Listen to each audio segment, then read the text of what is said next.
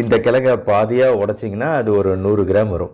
So இந்த 100 gram கிழங்குல நம்மளுக்கு 36 கலோரிகள் மட்டுமே இருக்குது, 4 கிராம் புரோட்டீன் இருக்குது, 1 கிராமுக்கும் குறைவாக கொழுப்பு சத்து இருக்குது, 38% பொட்டாசியம் இருக்குது, 20% பாஸ்பரஸ் சத்து இருக்குது, கால்சியம் சத்து இருக்குது, இரும்பு சத்து இருக்குது, மெக்னீசியம் சத்து இருக்குது.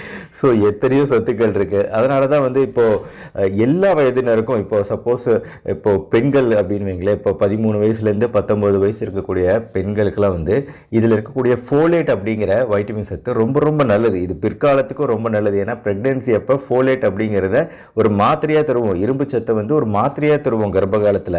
இயல்பாகவே இந்தியாவில் கர்ப்பம் அடையக்கூடிய பெண்களுக்கு 3 பேரில் 2 பேருக்கு அனீமியா ரத்த சோகை இருக்கும். அப்படிங்கிறதுனால எல்லாருக்குமே வந்து நம்ம டேப்லெட் தருவோம். ஆனால் இந்த மாதிரி சத்தான உணவுகள்லாம் எடுத்துக்கிட்டோம்னா உடம்புல இரும்பு சத்து ஃபோலேட் சத்தெல்லாம் அதிகமாக இருக்கும். ஸோ அதனால் இந்த சீசனில் கிடைக்கக்கூடிய இந்த கிழங்கு